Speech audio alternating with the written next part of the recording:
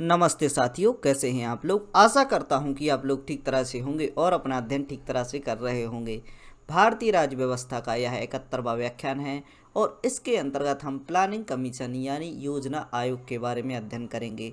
पिछले व्याख्यान में हमने वित्त आयोग के बारे में अध्ययन किया, जो कि एक स्वतंत्र निकाय था। वित्त आयोग देश में वित्त संबंधी कार्यवाहियों को करने का कार्य किया करता था। हम देख सकते हैं कि गवर्नमेंट का जो बिजनेस हुआ करता है, जिसमें कि वह टैक्स पेयर की मनी संचित निधि में एकत्रित करता है और उसके बाद बजट लॉन्च किया जाता है। बजट लॉन्च करने के साथ ही हम देख सकते हैं कि विभिन्न प्रकार के मुद्दों के लिए पैसा उसको खर्चा जाता है। कई ऐसी योजनाएं चल रही होती हैं जिनमें कि पैसा खर्चा जाता है। तो हम देख सकते हैं कि इस पर कार्य करने के लिए संविधान द्वारा, जो संविधान की हमारी पुस्तक थी, उसमें इसके प्रावधान वित्त आयोग के पास दे दिए गए थे, जो कि जो टैक्स पेयर की मनी है संचित निधि का उचित उपयोग के कार्य के लिए इसको बनाया गया था। हम देख सकते हैं कि जैसे ही हमारा संविधान बनकर तैयार होता है और सरकार यहाँ पर कांग्रेस की सरकार आती है, तो इसी समय पर क्या कर दिया जाता है, प्लानिंग कमीशन को लाया जाता है। चूँकि हम देख सकते हैं कि संवैधानिक प्रावधानों की चर्चा करें तो वित्त आयोग को यह पावर्स थी कि वह इन सब पैसों का खर्चा है वह अपने तरीके से नियंत्रित करे। लेकिन हम देख सकते हैं जैसे ही सरकार गठित होती है तो उनके द्वारा एक गैर संवैधानिक या कार्यकारी निकाय बना दिया जाता है। ना तो यह पूर्ण रूप से संवैधानिक था और ना ही यह गैर संवैधानिक था।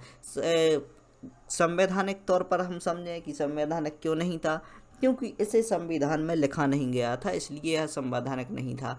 और गैर संवैधानिक इसलिए नहीं था क्योंकि इसको संसद में लॉ लाकर इसको पास नहीं कराया गया था। यानी यह दोनों प्रकार के निकायों से अलग हुआ करता था। इसको कार्यकारी निकाय भी कहा जाता था। तो हम देख सकते हैं कि जैसे ही यह कार्यकारी निकाय बनाया गया, तो हम देख सकते हैं जो गवर्नमेंट की जो बॉडी हुआ करती थी, जो कि हम देख सकते हैं वित्त आयोग, उसको यह ओवरटेक करने लगा, उसके कार्यों को यह करने लगा। तो यह डिस्प्यूट का एक रीजन भी बना। और हम देख सकते हैं कि इसकी स्थापना इसलिए की गई थी ताकि सरकार अपने अनुसार कार्यों को कर सके, इसके लिए उसको संसद की आवश्यकता न पड़े। तो हम देख सकते हैं कि संसद से बाहर एक बॉडी बनाई गई जिसे योजना आयोग कहा गया। और यह योजना आयोग इतना खास था, इतना इम्पोर्टेंट था कि सरकार की सभी कार्य इसके द्वारा किए जा रहे थे।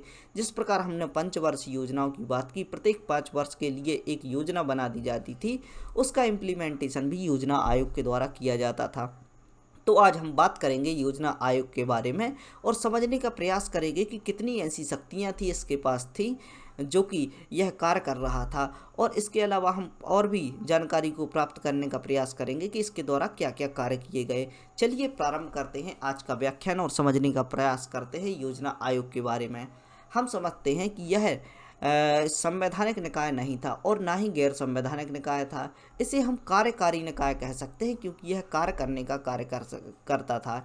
यानी इसे अंग्रेजी भाषा में कहें तो एग्जीक्यूटिव बॉडी भी कहा जाता है।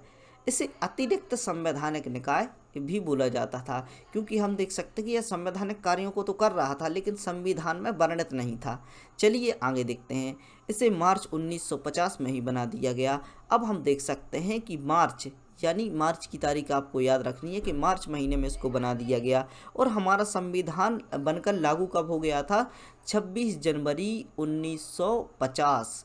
यानी 1950 में ही हमारा संविधान लागू कर दिया गया था। कुछ पार्ट 26 नवंबर को भी लाया गया था और इसके बाद हम ये देख सकते हैं कि 26 जनवरी को पूर्ण रूप से हमारे संविधान को स्वीकार कर लिया गया था। यानी फरवरी को देख लें, एक महीना फरवरी का होता है तो मार्च में ही इसे इम्प्लीमेंट कर दिया गया। यानी एक महीने में ही सरकार द्वारा यह समझ लिया गया कि हमें क्या होता है, संसद पर निर्भर नहीं रहना है और हमें स्वतंत्र रूप से कार्य करना है, तो इस प्रकार की बॉडी की आवश्यकता पड़ेगी। तो हम देख सकते हैं कि सरकार द्वारा यह समझा गया और योजना आयोग को सामने ला दिया गया, जो कि बड़े बड़े कार्यों को करने के लिए किसी भी प्रकार का रोड़ा ना आए, किसी भी प्रकार की बाधा ना आए, इसके लिए इन्होंने योजना आयोग को बना दिया। सरकार द्वारा अपनी शक्ति को बनाए रखने के लिए इस प्रकार के निकाय को तैयार किया गया। इसी कारण इसकी आलोचना भी की गई। चूँकि हम देख सकते हैं संविधान बनाया किस लिए गया था, संविधान इसलिए बनाया गया था ताकि संवैधानिक व्यवस्था के अनुसार हमारा जो देश है वह कार्य करे।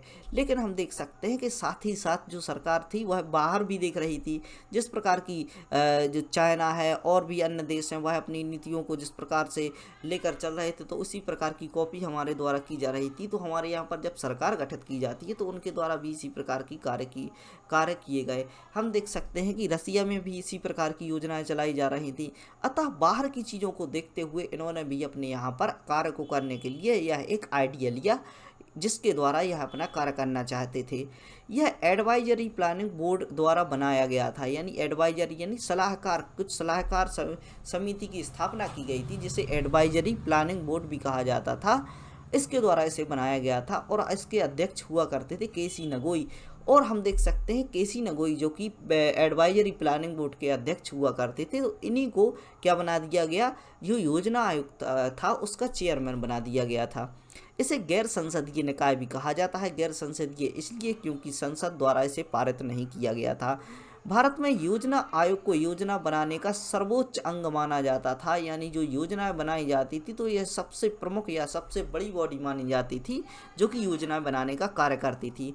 भारत में जो पंचवर्षीय योजनाओं की बात हम देखते हैं कि पंचवर्षीय योजनाएं लगभग कांग्रेस के 70 सालों तक चलती रहीं। तो हम देख सकते हैं 2014 तक यह कार्य करता रहा। 2014 में हम देख सकते हैं जब एनडीए की सरकार आई तो उसके द्वारा क्या किया गया कि जो कि योजना आयोग है उसको परिवर्तित करके नीति आयोग ला दिया गया, जो कि हम देख सकते हैं कि बहुत लंबे समय तक इन्होंने विचार किया था। अतः एक लंबी चलने वाली सरकार का निर्माण करने के लिए इस प्रकार के बदलावों की आवश्यकता इन्होंने महसूस करके रखी थी, तो इनके द्वारा यह कार्य किया गया। और हम देख सकते हैं कि आज इतने वर्ष हो गए हैं 2014 के बाद आज हम 2022 में खड़े हुए हैं, तो यहाँ तक हम देख सकते हैं कि एनडीए की सरकार चल पाई है।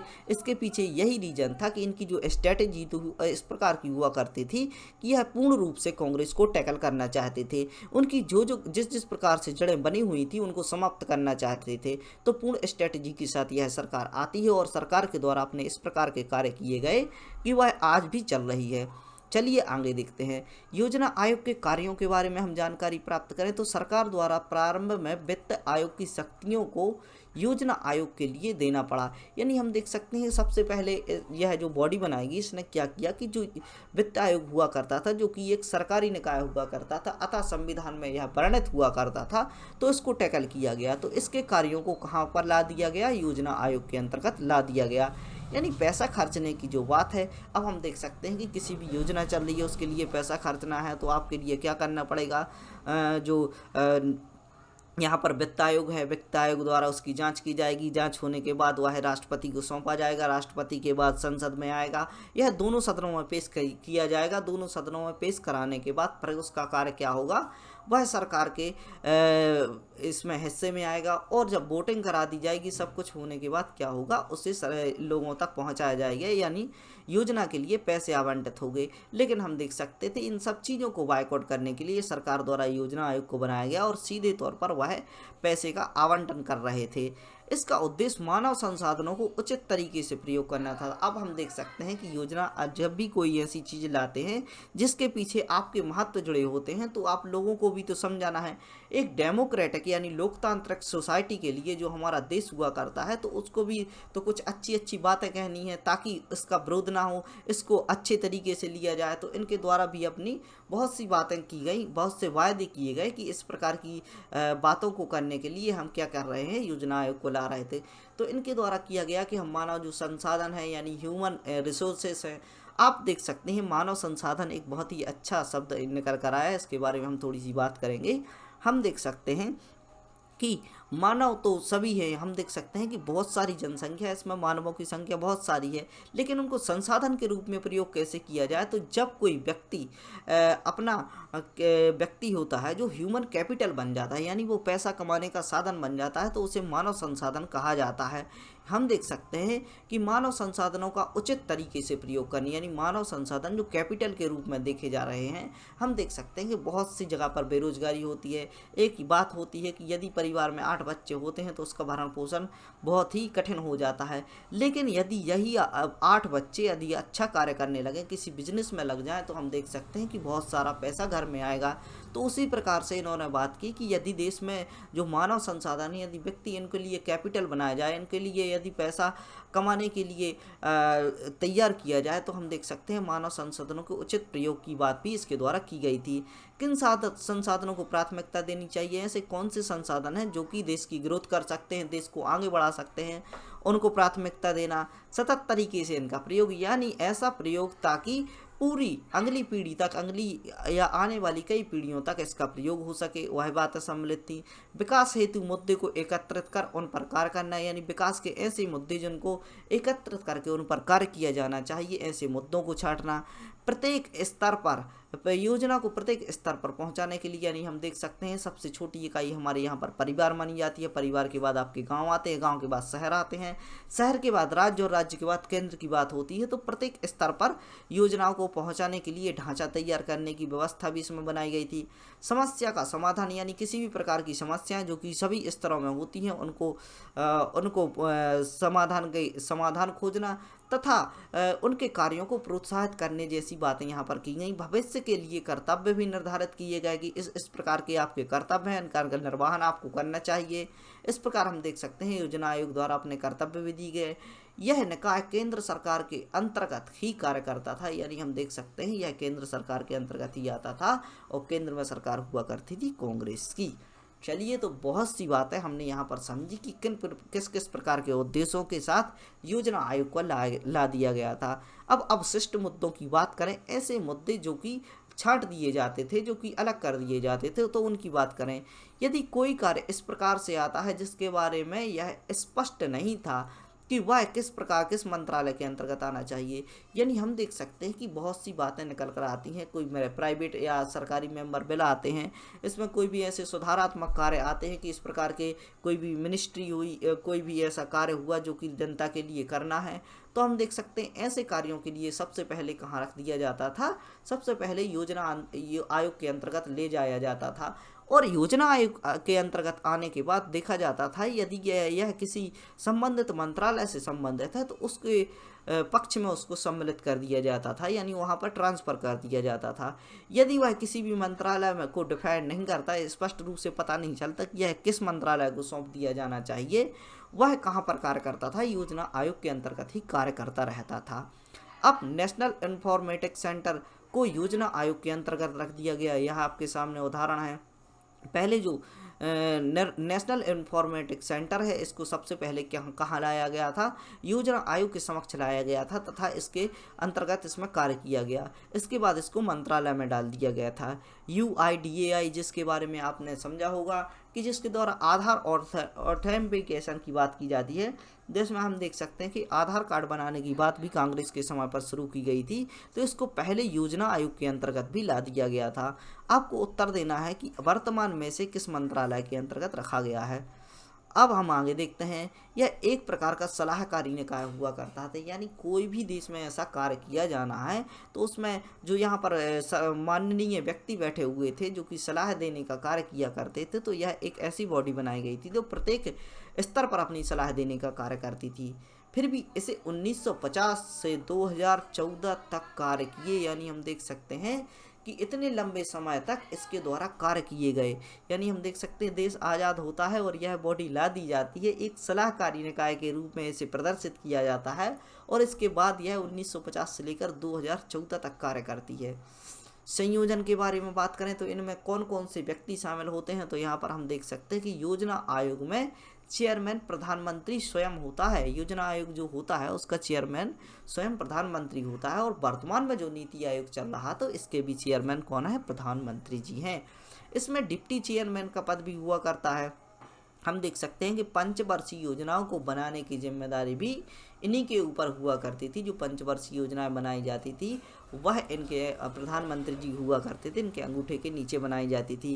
तथा इसके बाद योजनाओं को केंद्रीय मंत्रिमंडल यानी मिनिस्ट्री ऑफ काउंसिल के पास भेज दिया जाता था। मीटिंग में कैबिनेट मंत्रियों को बुलाया जाता था, लेकिन मत देने का अधिकार प्राप्त नहीं था। जो कैबिनेट मंत्री हुआ करते थे, जो कि सरकारी मंत्री कहलाते हैं, उनको शामिल तो किया जाता था, लेकिन वोटिंग राइट इनके पास नहीं होता था। इसमें 4 से लेकर 7 सदस्य हुआ करते थे। कार्य के हिसाब से इनकी संख्या घटाई व बढ़ाई जा सकती थी। मुख्य तौर पर कम से कम इसमें 4 सदस्य तो होने चाहिए, इतनी तो बात की ही जाती थी। इसके अलावा हम देख सकते हैं कि इसको बढ़ाकर 7 सदस्यीय बॉडी भी बनाया जा सकता था अगर आवश्यकता पड़ती थी तो। इसमें राज्यों, ग्रामों व ग्राम पंचायतों को शामिल नहीं किया गया था, यानी हम देख सकते हैं कि इसमें राज्यों को शामिल नहीं किया गया था। यह केंद्रीय बॉडी थी और केंद्रीय स्तर पर कार्य करती थी। जिस प्रकार हमने देखा कि वित्त आयोग के स्थान पर हम यदि बात करें तो ग्रामों के लिए क्या बनाया गया था, राज्य वित्त आयोग। और इसके अलावा हम देख सकते हैं राज्यों की कार्य राज्य वित्त आयोग के द्वारा किए जाते थे, ग्राम पंचायत नगर पालिकाओं के कार्य उसके द्वारा किए जाते थे। केंद्र में अलग बॉडी हुआ करती थी, लेकिन ये जो बॉडी हुआ करती थी, जो कि योजना आयोग है, वह समस्त देश के लिए कार्य करती थी। हम देख सकते हैं इसमें पंचायतों के लिए अलग से कोई भी निकाय नहीं बनाया गया था। आगे देखते हैं। अब आलोचना इसकी किस प्रकार से होती है, आलोचना तो हमने बहुत की है, लेकिन देख लेते हैं। इससे प्रारंभ में निगरानी रखने के लिए या सलाह देने के लिए निकाय बनाया गया था, कि सरकार द्वारा कहा गया था कि हम केवल जो भी देश में कार्य हो रहे हैं उन पर निगरानी रखेंगे। और हम देख सकते हैं कि निगरानी रखने और सलाह देने का कार्य करेंगे, लेकिन बाद में यह निर्देश देने लगा, यानी यह राज्यों को निर्देश देने लगा कि आपको इस प्रकार के कार्य करने चाहिए। देश को निर्देश देने लगा कि किस प्रकार के कार्य होने चाहिए, उसमें इंटरफेयर करने लगा। तो इस प्रकार से इसकी आलोचना की जाती है। सुप्रीम कैबिनेट भी इसे बोला जाता था। हम देख सकते हैं कि जो हमारी कैबिनेट हुआ करती है बहुत ही पावरफुल हुआ करती है। यह राष्ट्रपति के लिए बाध्य होती है, प्रधानमंत्री इनके अध्यक्ष होते हैं। और हम देख सकते हैं यह संसद से अलग थलग हुआ करता था इस प्रकार, इसलिए और यह पावरफुल भी हुआ करता था, तो इसे सुप्रीम कैबिनेट भी बोला जाता था। इसीलिए कहा जाता है कि जो प्रधानमंत्री का पद है भारत में सर्वोच्च होता है या सबसे पावरफुल पद माना जाता है। कहने के तौर पर तो राष्ट्रपति सर्वोच्च होते हैं, लेकिन जो प्रधानमंत्री का पद होता है वह सर्वोच्च होता है। उसके पास क्या हुआ करता था, योजना आयोग हुआ करता था। वर्तमान में जो हमारे प्रधानमंत्री जी हैं उनके पास नीति आयोग है, नीति निर्धारण करने का कार्य जिसके द्वारा किया जाता है। यदि आपसे कोई प्रश्न पूछ ले कि नीति आयोग और योजना आयोग में क्या अंतर है, तो हम देख सकते हैं जो योजना आयोग है वह टॉप टू बॉटम अप्रोच लेकर चलता था, यानी ऊपर से जो भी यहाँ पर फैसले सुनाए दिए जाते थे तो वह प्रत्येक जगह पर लागू होते थे। हम देख सकते हैं कि वह क्या कहाँ कहाँ लागू होते थे। इसमें सबसे पहले राज्य आते हैं, राज्य के बाद आपके ज़िले आते हैं, ज़िले के बाद आपकी नगर पालिका आती है, नगर पालिका के बाद आपके ग्राम आते हैं। तो हम देख सकते हैं कि इनके द्वारा कोई भी योजना फेंकी जाती थी तो वह सब जगह लागू कर दी जाती थी। लेकिन जो हमारा नीति आयोग है, जो कि हमारे प्रधानमंत्री जी द्वारा बनाया गया है, जिसको योजना आयोग को रिप्लेस कर बनाया गया है, यह बॉटम टू टॉप अप्रोच लेकर चलता है। यानी यहाँ पर आपके जो प्रधानमंत्री जी बैठे हुए हैं वो क्या करते हैं, सबसे निचले व्यक्ति यानी ग्राम की बात सुनते हैं, ग्राम के बाद जिलों की बात सुनते हैं, राज्य की बात सुनते हैं और सभी की बातों को सुनकर यहाँ पर योजना बनाया करते हैं। तो इसे नीति निर्धारण किया जाता है, तो इसलिए नीति आयोग इसका नाम दिया गया। चलिए, तो बहुत सी जानकारी आपने प्राप्त की योजना आयोग के लिए। इसी प्रकार की जानकारियों के लिए बने रहें study right by Mani Pandey से। बहुत से बच्चे जो कि आप वर्तमान में इसको सब्सक्राइब कर रहे हैं, आप भी ऐसे बच्चों तक जानकारी पहुंचाइए, उनको सब्सक्राइब करवाइए। और हम देख सकते हैं सारी पॉलिटी आपको कवर कराने वाले हैं। तो इसी प्रकार के ज्ञान के लिए बने रहें, पढ़ते रहें, खुश रहें। जय हिंद, भारत माता की जय। अब तक मुझे सुनने के लिए धन्यवाद।